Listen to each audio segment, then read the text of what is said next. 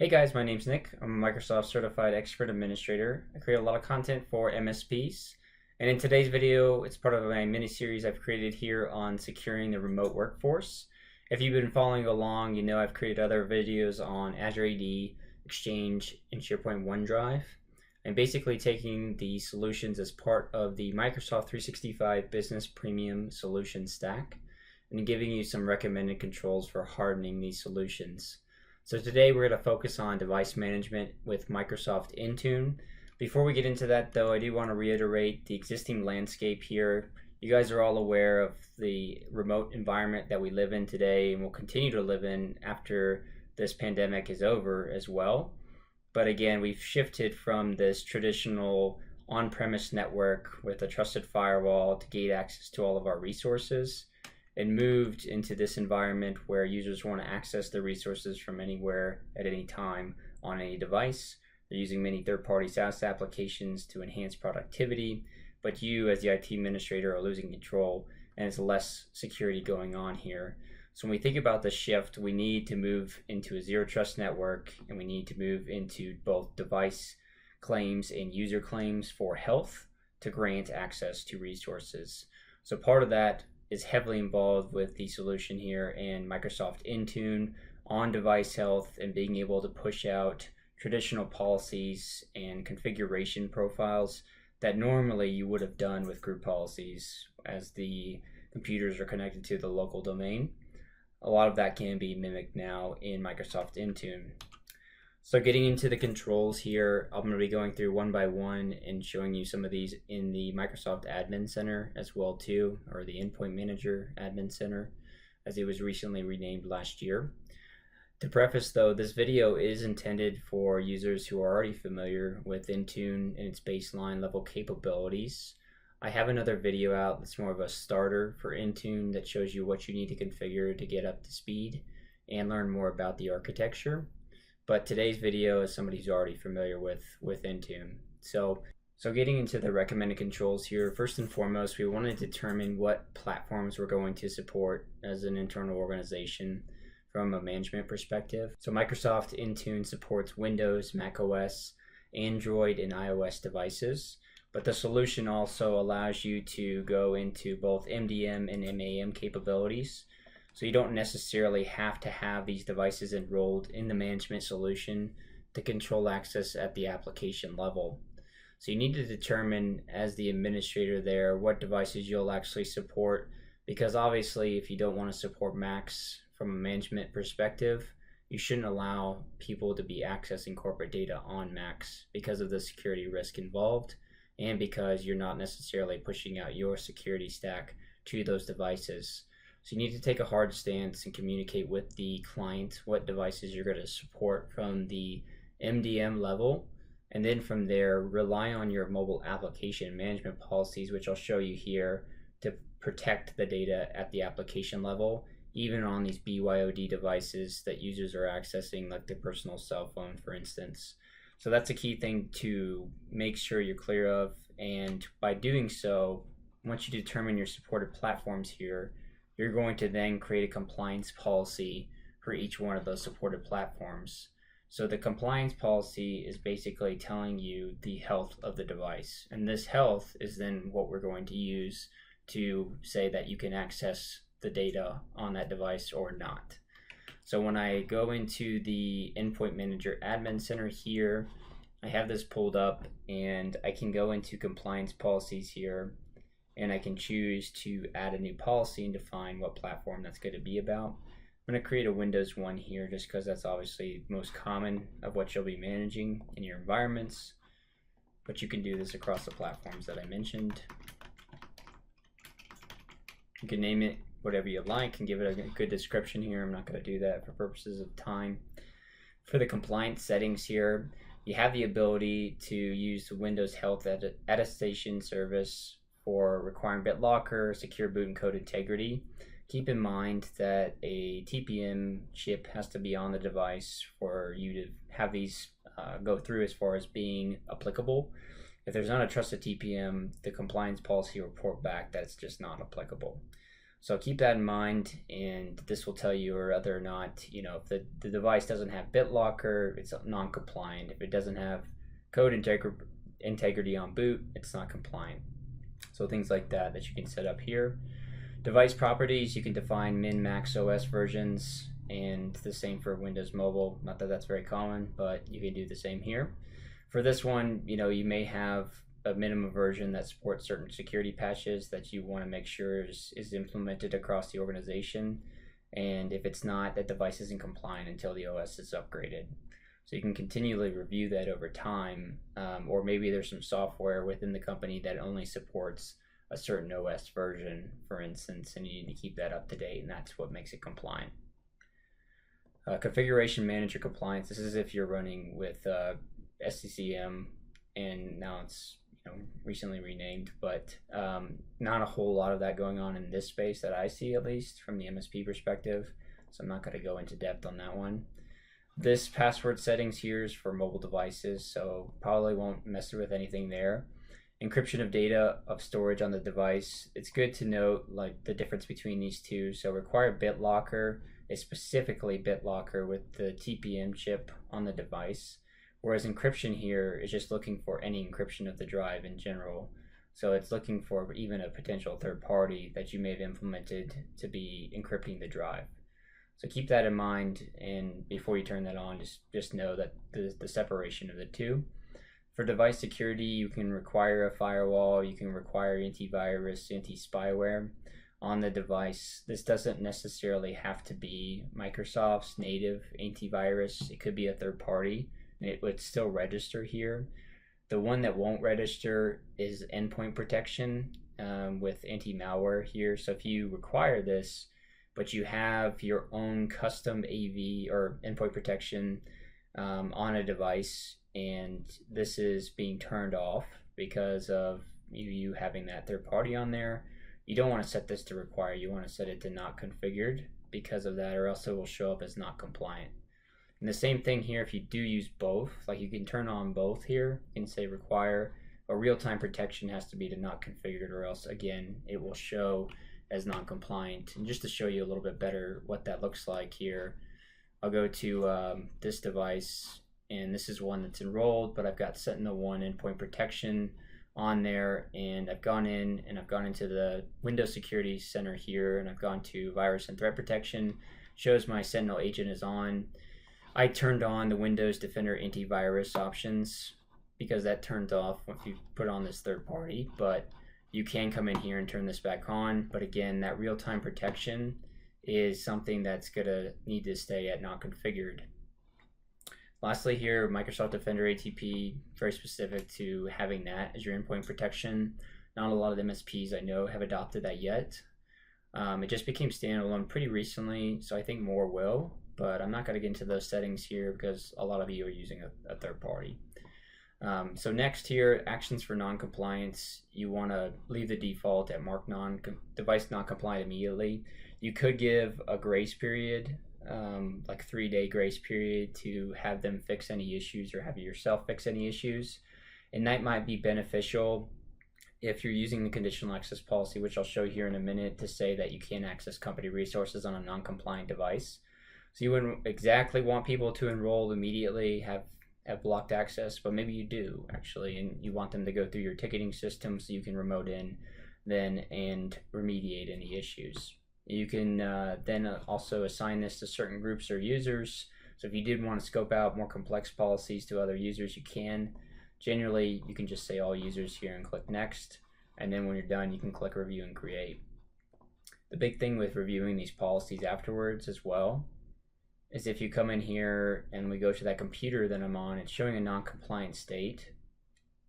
If I go into the device compliance here, I can see this is non-compliant, and I can see again now it's because I have this real-time protection turned on and it's showing it's not compliant. And notice here, because this computer doesn't have a TPM, it's showing not applicable for these settings that I turned on in my one policy that I applied as well too. But it did show up with Defender, anti-malware, security intelligence is up to date because of the fact that I went to the options and turned that back on. So just keep that in mind. I'll show you a little bit more of a demo of this a little bit later in this video, but just know that's how you can go and see, what setting is not, or causing it to be not compliant. You can also go into the monitor section here, and you can monitor the non-compliant devices and dive in from here as well too. It's some better reporting. So the next thing you want to do here is after you've defined this, remember, just go create a compliance policy per platform that you're going to support. And again, the settings will obviously be different per device. I just wanted to show the one as an example.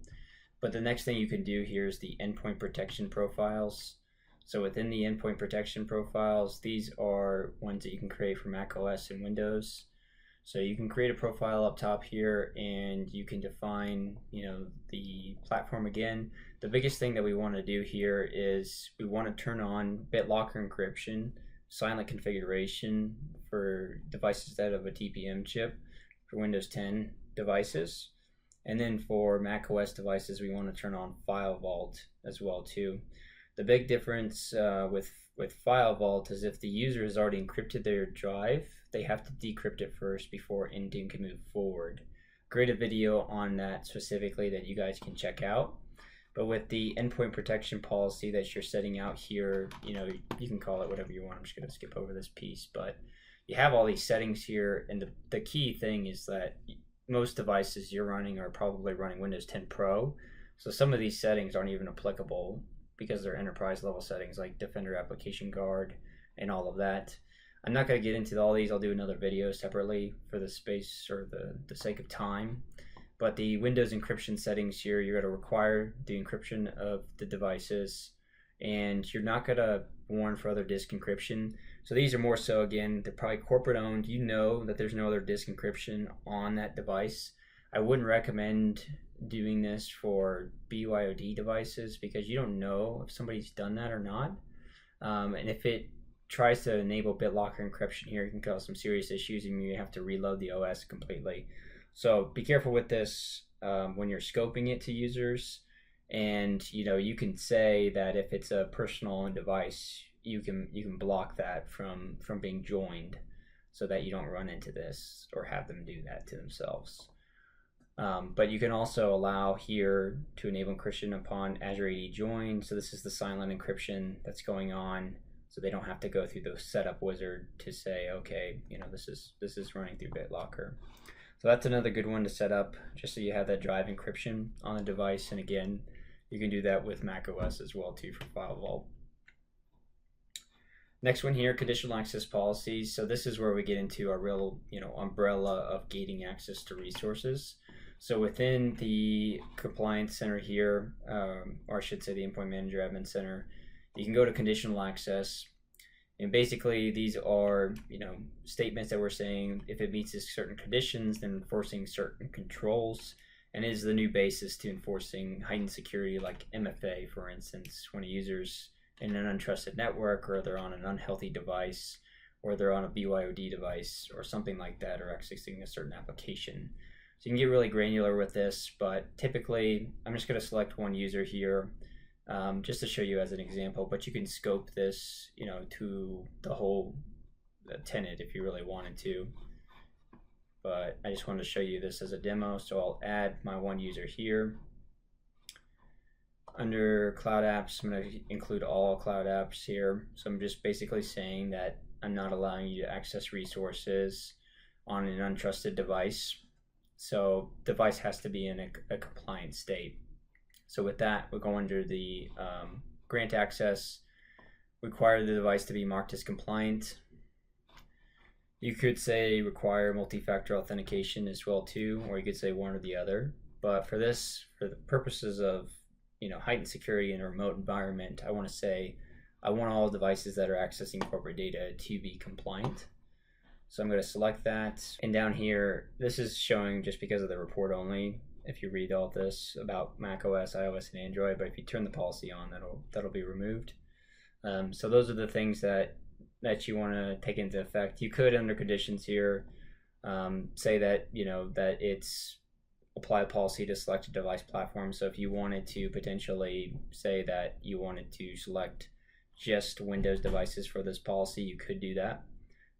But you can go ahead and just say all devices, and it's that by default as well too. So you can click create after you've named it here.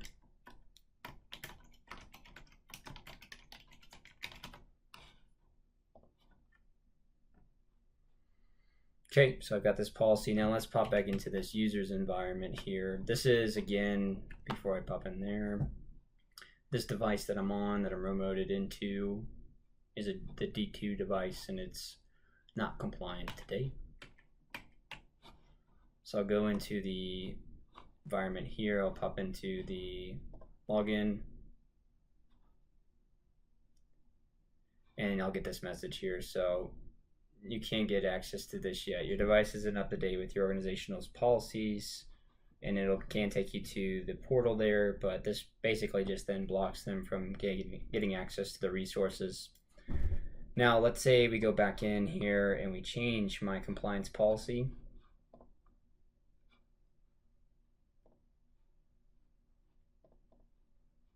And we're going to go under system security. And this is where I mentioned this real-time protection was the one that was causing the device to be in a non-compliant state. So we'll review and save. We'll save that. And now we'll go back into the devices section here. And we'll go ahead and sync the device so that I can check in, see if it's up to date now, and we can get back into a compliant state. So it takes a couple minutes typically to get through this, so I'll pause real quick and be right back. Alright, so I'm back here on the device again, D2, and I'm just going to go to office.com again. And this time it's leveraging me signing in. And it's got my user there that I set up the conditional access policy for. So you can see it's a pretty powerful experience and ensures that all devices are in a healthy state. So you're basically saying that you have your certain solution on this device and it's meeting your requirements to then gain access to the resources there. So it's got to be in that healthy state and enrolled as a compliant device for you to take that into effect. So the next one we want to look at here is your security stack via app deployment. So I want to bundle these two together here for deploying your RMM as well. So within Intune, you can deploy the agents or applications to these devices here. So let me pop back into the Endpoints Admin Center. If I go into the Apps section here, I can click into the All Apps. And I can see all the apps that I've published. You can publish these to all the supported platforms. But basically, if you're using third-party endpoint protection software or AV software, or you're using an RMM tool for patch management and remote access to these devices, this is where you can deploy that within the portal itself. So looking at this here, I've already set up some, but this is an example of pushing out LabTech as an MSI to the device itself. This becomes really powerful when you're using the Autopilot service, which we'll get into more a little bit later. But then you can immediately have your RMM pushed out as soon as you procure a new device, and you can start controlling it. And usually the RMM, you can push out the applications there too, which I advise if you've already got them stood up in that tool and you plan on continuing to use it. Because here it's good to push out Office 365, and I pushed out Sentinel-1 here as well too. But you can come in and you can add an application and you can select the app type. And they have a lot more variety now, and I think they'll add to this in the future. But some of the custom applications you're going to have to use like a wrapper to put into a Win app or a line of business app that you'll push out. Like I did with Sentinel-1 here, I used the line of business app to push out the endpoint protection. So you basically want to push out your entire security stack automated here upon enrollment, and also leverage the Autopilot service so that they get their device, they boot it up, and all the applications in your security stack are get pushed down to that device. One thing Intune still can't do is remote capabilities like Screen Connect can. So that's one thing that you'll still probably want to have for that high level support. Next, we have the MAM policies here. So with the MAM policies, they allow you to basically protect data at the application level, like I was mentioning earlier. So in the same section, you can go to App Protection Policies. With this, the ones that are supported right now are iPad, iOS, Android, and Windows 10, not macOS. So it's good to note that. But basically, we can choose if the device is enrolled or not. So typically, you're going to create one policy for each of these where the device is enrolled in the management solution. And you're going to say, apps on unmanaged devices for that particular use case. When you go to create these, you're basically defining what enrollment state it is right there, and then you can define your protected apps or quote-unquote managed applications, and you can add these if they've been added in your Azure Active Directory environment as well too if they're third party. But at the very baseline level, you want to add the Microsoft suite here and go through the required settings. So you can click on add, and you can go through and you can add the necessary applications that are already populated in your Active Directory environment there. And I'm just going to click on a couple for the sake of this demo. For the required settings, you could, silently do this so that you can get the log data of this. But if it's without enrollment, I say block altogether without the override functionality, because you want this to be just protecting at the app level on devices that are not under management. And then for the advanced settings here, you have a variety, but the biggest things that you want to do is encrypt the data at rest. And then you also want to go ahead and basically specify if you want to have a PIN or not here. I'm not going to go into any settings. I have another video I'll link below that I did all this with, and then scope it to the users or groups. And when you're done with that, you can basically, I'll pop back into D2 here, and I'll go into Teams, for instance. So basically what it does is it restricts cut, copy, paste abilities. It presents save as abilities of your corporate data into non-managed applications or third-party applications. So it also, you can put this little work icon here just for the purposes of getting users used to that, saying that this is work data and understanding that I can't put it anywhere else. So this is me in a Gmail account here trying to paste that information I just copied, and I get this message that says your organization doesn't allow you to use content here. And I also can try to attach a file from my OneDrive, and you see the icon is here as well too. And I'll just click on Documents, click on Open, or click on this one here, and I get the same message. So it doesn't allow you to go through and actually do that all the way. So it's really good from a DLP standpoint. On a mobile device, it's a pretty cool experience too, because if they're using a native mobile app, right, for mail, for instance, like the native mail client, they'll be redirected to either the Google Play Store or the Apple Store to go download Outlook as the managed app. And they'll have to support a PIN if you specify as well too for heightened security. So the benefits are that application protection, the separation of corporate versus personal data on the mobile devices as well, and the ability to remote wipe the data at any time if it's lost or stolen, or if the employee leaves the company. So those are really powerful there that you should start to at least look as a baseline doing the Android and iOS iOS devices, so that you can start to get that protection on personal devices for corporate data. The last one here is a recommendation, is optional, I would say. Security baselines is something that Microsoft created here within the endpoint security section. And the rest of these features, by the way, are mostly if you have Microsoft Defender ATP. So I'm not going to get into those, but the security baselines here, the basic recommendations of controls that you can implement. And they do things like define the screen lockout time, the password requirements, typical things that you traditionally had done with group policy objects. And you can come in here and you can, create a new profile off of this, and you can have version history if they come out with new versions. I would highly recommend, going through and looking at the various settings that are involved here.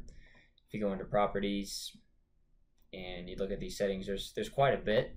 But if you're not using anything, like you're not using any hardening on an endpoint, this is a good level baseline to go ahead and implement this. The one thing I will say is you need to pay attention when you're pushing these out if there's any conflicts with any configuration profiles you've created, like you can see it here. I can see there's one conflict, and I know if I click on this, it shows this D2 again that I'm pushing out to, and it brings me here, shows me the endpoint security configuration. What I like to do is go into the configuration section here and go into the one that says conflict. So you can click on that, and you can see there's an elevation prompt for admins and standard users that is conflicting with the actual security baseline. So I'll have another video going in depth through security baselines, but just know that you can get a little sticky here in the sense of what's being pushed out, so you have to be careful with that. But if you're not going to do any type of configuration profiles, it's really good to go in and do the security baselines, I think, just to send out something, and you can configure it over time. Last one here I have is the Intune hybrid consideration. So not a lot of people have considered this yet, but I consider hybrid to be a really good approach as you move off of your local domain and move into the cloud. One, you have the ability to run something called the MAT tool, which does a analysis on your current GPOs to see if they're MDM capable within Intune. I have a whole video on hybrid Intune that you guys can check out as well too. But when you're looking at the remote workforce, I would totally leverage the Autopilot solution here that comes with Microsoft to begin to deploy out certain policies and configurations that you traditionally deployed on-prem and had the users join to the local domain. So you can incorporate this hybrid environment of a mix of users who are still getting these legacy GPOs and some that are just getting the Intune policies pushed out to them. So when you think about Windows Autopilot, you have your hardware vendor that you're ordering from. You upload the hardware IDs into the Autopilot service with an Endpoint Manager once you procure those devices. The Autopilot service automatically then syncs those devices with Intune, and you can define the out-of-box experience called an Autopilot profile, which defines everything that the user is going to see when they boot up that device. This way, you as the admin can go into Intune and configure all the policies, profiles, and applications that you're going to push out, including your MAM tool, your security stack, all of that. And you can ship the devices directly to the end users. So technically, during this remote environment, you don't even have to ship them to an office and then reship them back out to a user if they're remote now, or in the future if they're remote full-time. This is going to be a thing that happens a lot. When that user boots up the device, the Autopilot profile will self-deploy all of the policies and applications that you've configured, including your own MAM software as well too, so you can start to do the Screen Connect capabilities. You can push out the Office suite, and when you look at any other policies you may have created as well too. So it's going to be a really powerful service, and I highly advise running that MAT tool as well too, to run the assessment to see how you can start to hybrid join these devices as well while we're in this remote workforce and in the future as well too. That's everything I wanted to show you guys as part of this video. If you guys do have any questions or comments, feel free to leave them below. Otherwise, like or subscribe if you guys want to see more content around Microsoft 365 and the modern workforce. Thanks guys, have a great day.